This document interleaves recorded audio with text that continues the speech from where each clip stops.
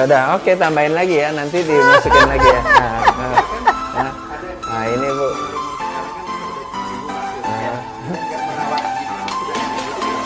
Nah, masih rambut nanti.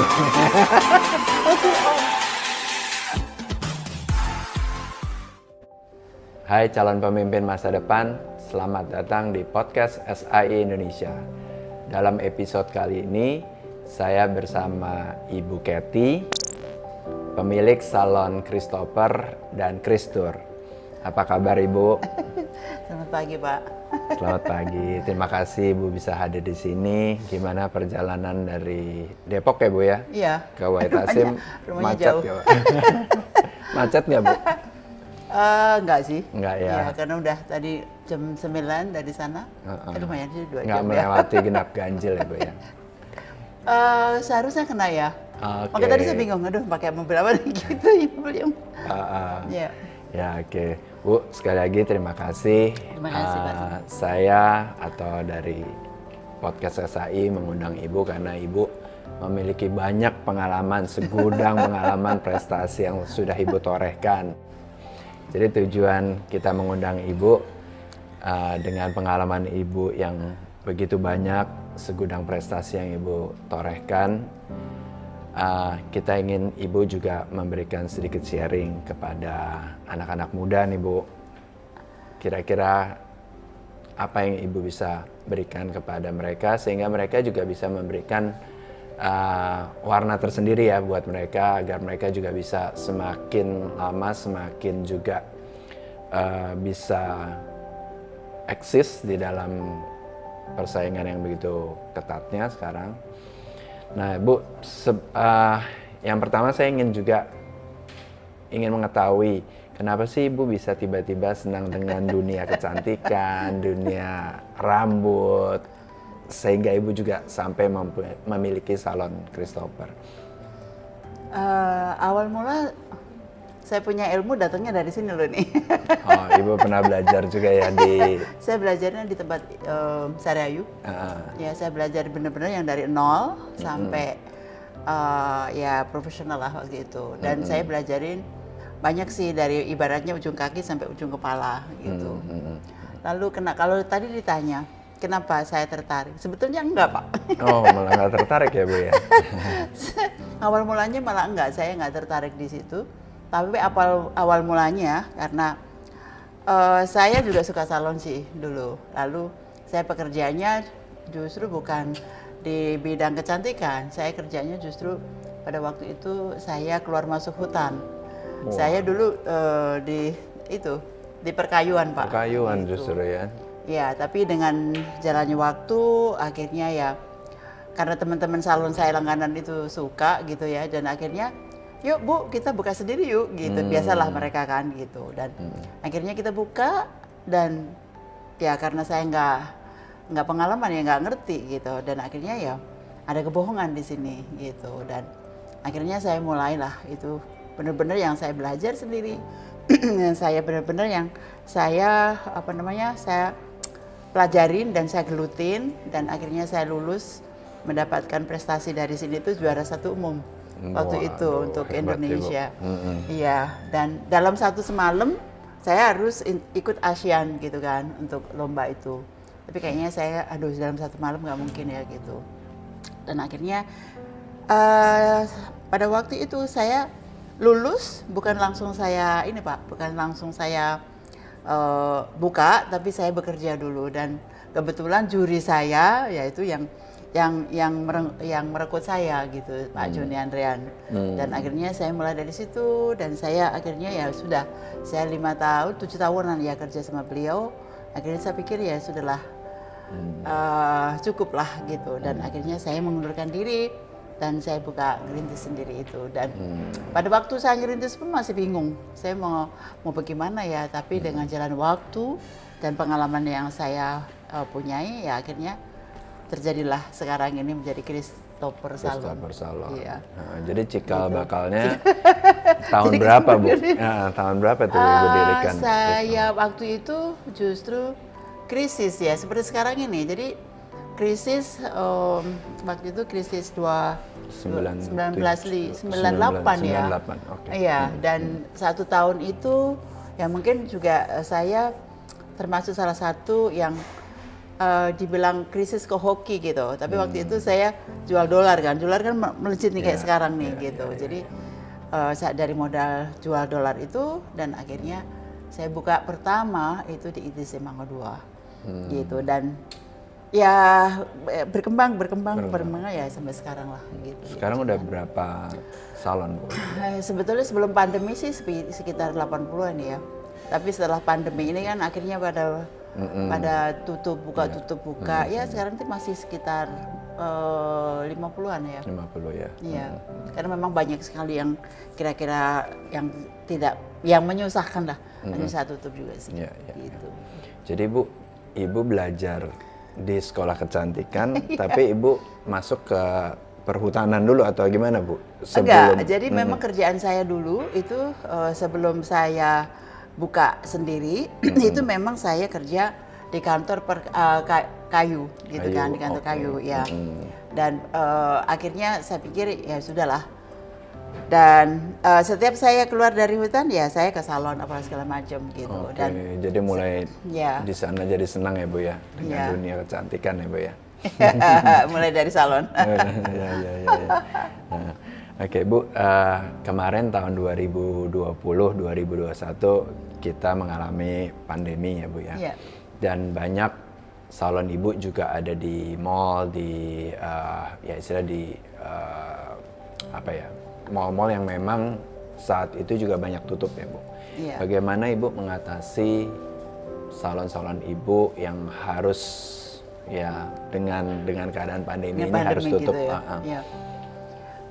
Pandemi ini sih membuat kita semua ya, maksudnya bukan hanya Indonesia tapi juga seluruh dunia mengalami itu semua, dan itu ternyata kan juga nggak mudah ya Pak, karena 3 tahun ya, hampir 3 tahun dari sekarang ini kan, 2,5 tahun persis yang benar-benar yang kita tuh tertekan dan juga kita nggak bisa kemana-mana, ibaratnya kayak kita di penjara oleh si pandemi itu sendiri gitu ya, oleh corona. Dan memang pada saat kita tutup, karena saya bukanya di mall, jadi saya harus mengikuti peraturan yang ada di mall. Ya, jadi kalau mallnya boleh buka, kita buka. Kalau mallnya kita tutup, ya kita harus tutup. Dan memang benar-benar tutup itu ada 3 bulan yang benar-benar komplit tutup gitu, kita nggak bisa ngapa-ngapain.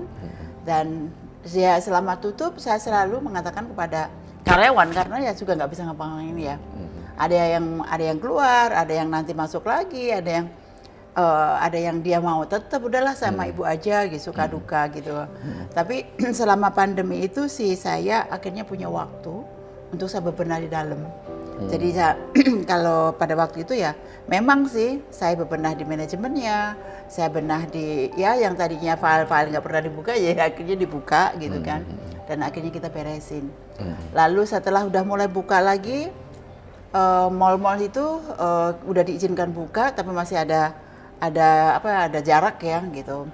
Ya akhirnya saya juga pelan-pelan karena kan kalau di salon itu ada terapis, ada kasir, ada stylist ya. Jadi ya kami berusaha yaudah ada waktu kita training deh gitu. Jadi waktu itu yang saya gunakan untuk training mereka, untuk bebenah manajemen gitu sih. Dan pada waktu kita siap mallnya udah bisa buka ya akhirnya kita udah siap udah buka. Lebih ready ya, Bu ya. Iya, dan saya juga bikin menu-menu baru gitu ya. Mungkin ada waktu itu saya buka ada hair spa, apa yang saya buat gitu. Jadi ramuan-ramuan yang akhirnya kita buka bikin menu baru akhirnya baru, gitu. Ya. Jadi ada pengembangan produknya. Justru blessing in disguise ya, Bu ya, dengan ada pandemi ini, jadi Ibu lebih fokus untuk membangun produk-produk baru. Betul. Dan juga membenahi manajemen juga ya, Bu ya. Iya. Oke. Nah, Bu, saat ini kan banyak salon bermunculan. Gimana, Bu, kiat-kiatnya Ibu bisa istilahnya tetap eksis dalam menghadapi persaingan banyaknya salon baru yang bermunculan? Gini Pak ya, pada saat kita pandemi itu kita juga punya waktu itu bukan hanya untuk menaik manajemen, tapi juga untuk mengenai batin iman kita, ya kan. Jadi saya selalu berserah kalau seandainya memang ini harus terjadi, ya terjadi atas kehendaknya. Dan apapun yang terjadi, ya kami berserahkan gitu. Jadi selalu saya berusaha untuk tidak khawatir tentang apapun. Kita tahu nih ada musuh, kita tahu nih ada saingan, kita tahu nih ada lubang, ada jurang kanan kiri gitu kan. Tapi jurang dan kendala itu jangan dijadikan itu tuh sesuatu beban, ya kan? Tapi kita harus fokus, jangan fokus kepada bebannya. Tapi kita harus fokus kepada apa nih yang akan kita lakukan dan apa yang akan kita benahi. Sehingga kita nggak akan pikiran kita atau fokus kita nggak akan tercampur aduk dengan kendala-kendala yang ada. Kalau kita fokus dengan kendala, otomatis kita akan takut nih. Aduh, bagaimana nih? Aduh, besok bagaimana nih? Gitu kan. Sedangkan saingan itu selama kita masih hidup, Pak, masih bernapas, udah pasti akan selalu ada saingan. Saingan itu justru yang harus membuat kita menjadi motivasi. Jangan kita malah takut dengan saingan-saingan itu. Ya. Karena kita kalau terlalu fokus dengan ketakutan atau kekhawatiran, malah kita akhirnya nggak bisa melangkah lagi, Pak. Melangkah lebih lanjut ya. Nah, jadi memang persaingan itu menjadikan memotivasi ya, Bu, ya, menjadikan kita lebih baik lagi, lebih hebat lagi. Iya. Nah, jadi Ibu tadi sempat bilang sebelum acara ini, Ibu sempat bilang Ibu mengadakan raker ke timnya Ibu. Nah, yang saya tahu biasanya karakter orang-orang salon tuh sulit diatur ya, Bu ya. Nah, Ibu ini sebagai pimpinan salon Christopher, bagaimana mengatur mereka bisa menjadi lebih baik lagi? Mungkin yang tersulit malah, ya kan? Yang tersulit itu ngatur orang salon. Jujur sih gitu. Orang salon itu ibaratnya yang dia tuh merasa bahwa pertama ilmunya tanpa saya nggak bisa. Itu yang pertama. Yang kedua, dia siapapun tuh bisa pegang kepala orang gitu kan. Jadi ego dari seorang hairdresser, karena saya juga hairdresser ya gitu kan. Jadi egonya seorang hairdresser, aku tuh mampu pegang kepalanya siapapun, walaupun orang lain nggak bisa, aku bisa pegang gitu. Tapi sebetulnya ya karena saya juga hairdresser, jadi mungkin buat saya lebih mudah untuk mengarahkan kepada mereka. Karena saya harus juga menjadi mereka. Kalau saya mau bicara dengan si A gitu ya, saya harus benar-benar saya tahu nih karakternya dia. Nah, kalau seandainya saya udah tahu karakternya dia, saya akan masuk sebagai dia gitu. Dan saya selalu mengatakan kepada mereka bahwa kita nih hidup nggak bisa sendiri. Bukan karena kita udah bisa semuanya, lantas kita nggak perlu orang, kita nggak mungkin. Jadi kita harus ajarkan, arahkan kepada mereka, didik mereka bahwa orang itu harus bisa bekerja sama dengan orang lain. Sehebat apapun kamu, semampu, sepintar apapun kamu nggak akan mungkin bahwa kamu tuh nggak akan minta tolong sama orang lain. Jadi itu yang selalu saya tanamkan kepada mereka. Jadi ya memang sih yang keras, yang ibaratnya saya tegur nih sekarang hari ini, kok kamu pakai sendal, kok kamu pakai kaos oblong gitu ya. Nanti besok bukannya lebih baik, Pak. Malah besok kalau dia terlambat hari ini kita tegur, besok malah nggak masuk gitu. Itulah karakter seorang hairdresser. Iya, ya. Egonya luar biasa gitu. Ya, tapi memang kita harus terus memberikan mereka arahan ya, Bu ya, sehingga mereka juga lama-lama juga sadar ya, Bu ya. Betul. Dan karena mereka juga kita harus ajarkan mereka bahwa kita ini juga perlu saling membantu. Karena apa? Kamu butuh kerjaan, saya kasih ilmu, kamu perlu kerjaan, saya kasih tempat kerja, kamu tempat cari nafkah, ya saya perlu juga kamu. Jadi kita memang harus diajarkan saling berkolaborasi. Iya, betul, saling membutuhkan sebetulnya. Karena toh ilmunya juga dari kita kan, kan kita training dulu, kita benar-benar kita ngerekrut dari nol, kita training juga mereka. Jadi ya. Nah, iya, menarik ya, Bu ya. Nah, karakter orang memang berbeda-beda. Kita 1000 juga orang 1000 karakter. 1000 karakter ya, Bu ya.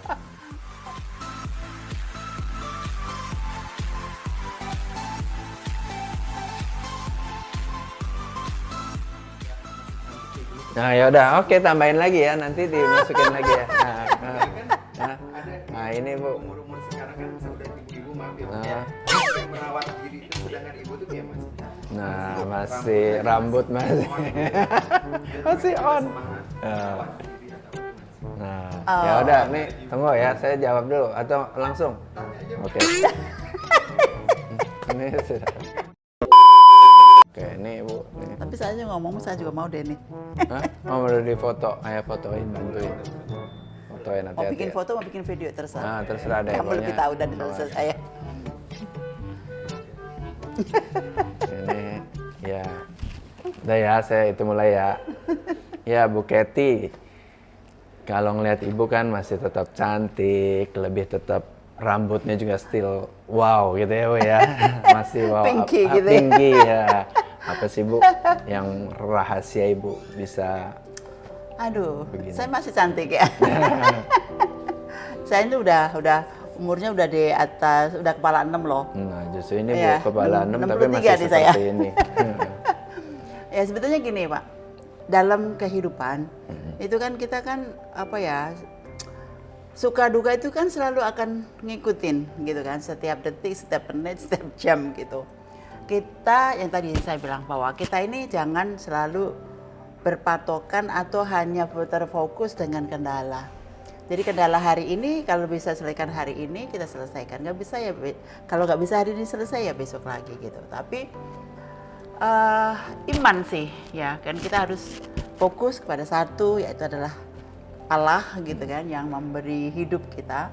Itu pasrah aja gitu, dan kita nggak usah apa ya terlalu ngikutin, wah begini, wah takut begini, takut begitu, yang lain punya ini, yang punya ini. Jadi kita memang apa ya, hidup tuh damai aja, aman aja gitu. Jadi kita nggak usah yang apa, kalau orang Jawa tuh terlalu Ngoyo, ya, Bu? ngoyo gitu. Nah, kita ngoyo boleh, jalanin tapi aja ya. maksudnya Nah. ngoyo boleh, tapi yang positif ya Yang gitu. positif, ya, iya, Jangan iya. yang gerada geruduk iya, gitu. iya, Apa tuh iya. bahasanya, nggak ngerti deh. Gerada guduk ya. Pokoknya semua di Jadi kita cantiknya nih, ini Bapak kan bilang saya cantik nih. Heeh. Cantiknya jangan hanya rambut dan mukanya gitu, tapi juga lahir batin harus cantik gitu. Sehingga kita mesti harus apa ya, harus damai aja ada lah, gitu. kombinasi ya Bu ya, Iya. antara fisik dengan Nah, ini batin salah ya. satunya kenapa saya baru sadar nih. Saya ada salon Christopher, tapi juga ada Kristur. Kristur ini kan ziarah. Ya, jadi kita ziarah ke tanah suci gitu. Jadi setelah saya membuat tamu langganan cantik, luarnya, Luarnya. saya harus membuat cantik dalamnya. Jadi ya akhirnya Jadi, terinspirasi gitu.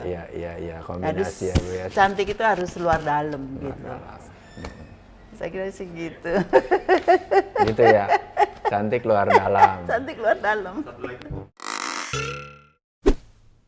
Kalau untuk warnain rambut tuh ada batas umur nggak sih? Anak kecil atau anak kecil dari umur berapa? Kalau orang tua tuh harus stop warnain rambut itu di umur berapa sih? Saya langsung ngomong atau gimana? Bawa ketanya. Kelihatannya Kayaknya stoknya banyak nih. kelihatannya bisa masuk ke salon nih Bu. Oh, iya. Dia senang salon-salonan. Mbak akhirnya mesti bikin ini. Batasan umur untuk Ya. warnain rambut gitu. Oke, ya oke. Ibu mau tanya lagi nih Bu, masalah perambutan lah, masalah mewarnai ya Bu. Pewarnaan ya. Nah, apakah memang ada batas umur Bu, kita kapan boleh ngecat rambut? Apakah dia saat muda misalnya masih, apalagi anak-anak SMA ya Bu ya, sekarang udah mau tendensinya ke Korea itu mereka ngecat rambut. Iya, iya. Nah, itu ada nggak sih Bu batasan minimal dan mungkin maksimalnya umur berapa yang bisa kita lakukan dengan cat Untuk rambut? batasan pewarnaan rambut sih saya kira sih nggak ada ya Pak. Kecuali anak kecil ya, mungkin kalau di bawah 1 tahun ya jangan diwarnain gitu kan. Tapi kalau seandainya rambut sudah tumbuh gitu kan, dan itu kalau anak kecil sih saya selalu sarankan jangan sampai kena kulit kepala. Takutnya nanti kalau anak kecil kita nggak tahu apakah dia alergi atau dia nggak alergi. Kecuali yang alergi ya itu memang nggak boleh sama sekali. Tapi untuk batasan rambut sampai umur berapa, saya kira sih nggak ada batasannya gitu. Hanya untuk orang yang lagi hamil, kami memang sarankan lebih baik jangan. Oke, Karena itu kan karena ada zat kimianya ya, Bu, kimianya, yang ya takut bahaya. nanti kemana-mana untuk untuk bayinya gitu. Dan tapi kalau seandainya sama juga dengan yang alergi ya, alergi itu juga sama sekali kita nggak saranin gitu. Takutnya nanti menjadi bengkak atau apa gitu. Tapi untuk batasan umur saya kira sih nggak ada. Bebas ya Bu ya. batasannya, iya. Jadi bisa kalau lagi mau moodnya Iya. kuning, cat Saya kuning ini udah boleh. putih Bu. semua nih justru. Jadi lebih mudah.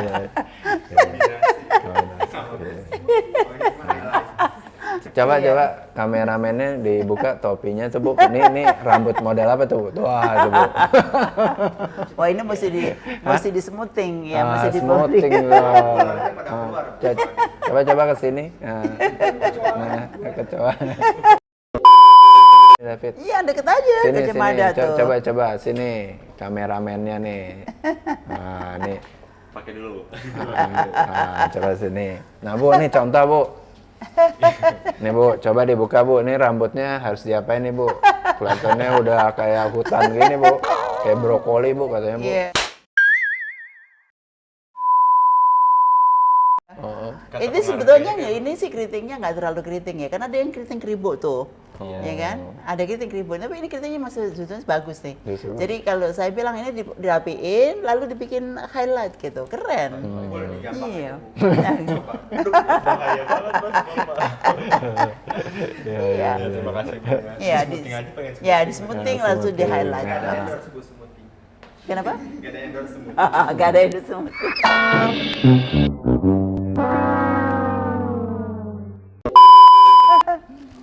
Ya, Bapak Ibu dan adik-adik semua, teman-teman semua, apabila ingin mau rambutnya diwarnain, mau yang trendy, mau di smoothing, mau di color, yang segala macam warna yang lagi trendy-trendy, kita juga ada semua tersedia di Salon Christopher. Nanti Anda bisa cari atau bisa buka IG kami. Sini.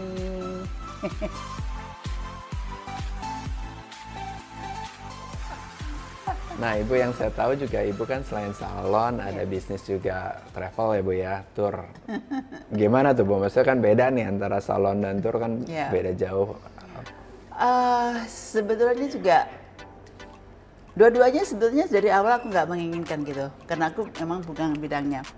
Tapi akhirnya berjalannya waktu, ya akhirnya saya kayak memang seperti salon ya. Saya dulu juga sering keluar masuk salon saya karena saya suka.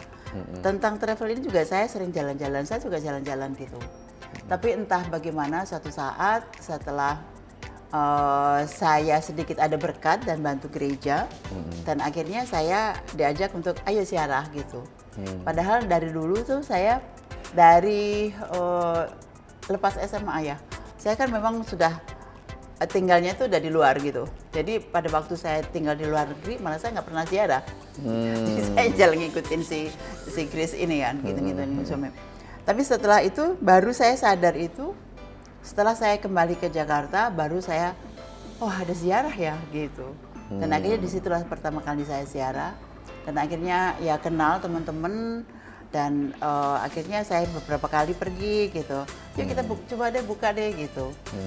Nah saat itu ya buka-buka aja. Saya kan nggak ngerti ya gitu. Ya udah saya di belakang layar deh. Saya kasih modal gitu. Tapi akhirnya ya berkembang seperti ini dan ya namanya partner ya gitu. Akhirnya ya sedikit ada selisih paham dan akhirnya ya udah akhirnya saya beli deh tuh sahamnya dan ya sekarang puji Tuhan saya harus belajar lagi dari nol lagi gitu. Iya. Seperti travel, seperti salon maaf. Ya saya harus belajar setelah saya gagal, saya buka dikerjain orang lain dan akhirnya ya saya harus apa ya harus belajar lagi gitu dari awal lagi. Yang penting gitu. kalau misalnya jatuh harus bisa bangkit lagi ya Bu ya. Iya. Jangan Betul takut. karena kegagalan itu pasti akan mengikuti kita kemanapun pergi. Kalau kita nggak waspada, kalau kita juga nggak hati-hati, udah pasti kita akan jatuh apapun itu gitu. Walaupun kita udah siap, walaupun itu kita memang udah sekolah di situ, tapi ya segala sesuatu memang kita harus bangkit terus, Bangkit ya, bangun Bu, ya. terus gitu dan waspada terus gitu. Iya, iya. Nah, Ibu, mungkin Ibu bisa memberikan kiat-kiat nih kepada anak-anak muda. Sekarang kan anak-anak muda maunya, wah saya mau instan buat usaha, harus bisa menghasilkan uang, bisa apa gitu Bu ya. Nah, Ibu bisa nggak memberikan sedikit tips nih, karena Ibu kan sudah mendirikan juga ya salon lalu travel tour. Nah, bisa nggak Bu, kira-kira apa nih harus anak-anak muda sekarang yang ingin Oke. membuat usaha Anak harus apa muda ya. dulu nih? Ya. Anak-anak muda sekarang ini nggak seperti anak muda zamannya saya, Pak. Anak-anak muda sekarang ini kan maunya instan. Instan ya Bu ya. Ya kan maunya serba cepet gitu ya kan, maunya serba apapun jadi duitnya cepet gitu. Nah, saya sih jasa yang paling susah itu adalah salon dan juga jasa. Makanya yang jasa itu susah karena apa? Pengaruh dengan servis dan mutu. Ya kan, kalau kita nggak konsisten dengan servis dan mutu, udah pasti ya apapun sih sebetulnya ya pasti akan hancur. Ya. Tapi sebetulnya gini, saya hanya mau kasih sama ini generasi muda nih, ya kan, supaya kalau buka sesuatu itu jangan asal buka gitu. Jadi mesti ada perhitungannya. Pertama, harus ngerti sendiri gitu. Jadi Anda ini yang muda harus ngerti nih kamu akan mau di bidang apa dan kamu harus menguasai bidang itu. Dan kalau seandainya mau cuma ikutan ya jangan naruh sahamnya gede-gede gitu karena nanti kalau seandainya cuma ikutan kita nggak ngerti ya nanti kayak saya ini gagal kan gitu. Nah kalau seandainya anak muda sekarang ini maunya serba instan nggak mau fokus ya sedangkan usaha itu kan harus fokus, usaha itu harus ulet, usaha itu harus benar-benar yang harus digeluti gitu dan nggak boleh menyerah dan selalu harus apa ya terutama ya fokus lah Fokus ya. gitu. Fokus, Konsisten, komen, ya. disiplin, kerja keras gitu Ya, ya. harus komen juga gitu. Dan harus konsisten juga gitu. Kalau enggak ya saya kira semua usaha gitu ya, Pak. Ya betul. Jadi Dan harus tahu, harus mempunyai pengalaman di bidang itu gitu. Kalau enggak ya nanti kejeblos lagi. Iya. Oke, Bu. Ibu kan bakarnya rambut nih, Bu. Terus terang saya nih rada kendala nih, Bu. Kendala rambut udah mulai tipis. Ada nggak, Bu? Tipsnya Ibu buat rambut saya, Bu? Ada, Pak. Ada. Pakai hair tonic, Pak. Pakai hair tonic ya. Ibu juga ciptakan hair tonic, Bu, ada produk Saya sendiri. sih nggak ini, Pak. Saya nggak bikin produk sendiri, iya. tapi saya pakai produk yang memang apa ya? Produk ini memang masih import gitu Oke. dan hasilnya sih lumayan bagus. Lumayan ya, Bu ya. Iya, Jadi cukup sehari berapa kali, Bu, pakai hair tonicnya, Bu? Sebetulnya kalau orang lagi gampang ya. Sebetulnya kalau produk itu sebetulnya nggak ada batasan. Oke. Jadi kalau seandainya Bapak habis mandi pagi atau sore atau malam hari gitu, Bapak pakai. Dan itu memang untuk Bapak rambutnya yang agak tipis itu akan Berguna. merasa Ya, Bu, ya? energizing namanya gitu. Terima kasih, Bu. Biar lebih Iya. ganteng Nanti lagi. dikirim Bu. ya, Pak.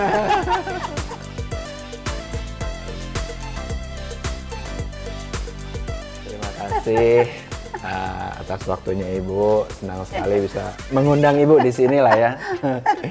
Ya, sharing ya, Pak. Iya, untuk Ya. sharing-sharing. Pengalaman. Semoga apa yang Ibu sharingkan itu bisa memberikan inspirasi, wawasan, Amin, dan amin, pengetahuan kepada pemimpin kita masa depan. Amin. Semoga Amin. anak-anak muda semangat. Semangat. Terima kasih, Wah, Bu. terima Nah, kasih banyak. Sama-sama, makasih ya, Ibu. Udah ya? Udah. Saya tutup dulu ya, Bu ya, berarti ya. Oke. Ya, jadi inti podcast kali ini kita sebagai anak muda atau sebagai calon pemimpin masa depan, setiap pekerjaan yang kita lakukan kita harus bisa fokus, bisa disiplin, dan jangan takut akan kegagalan karena kita harus tetap bangkit karena kegagalan itu akan terus apa ya, Bu ya, istilah mengikuti.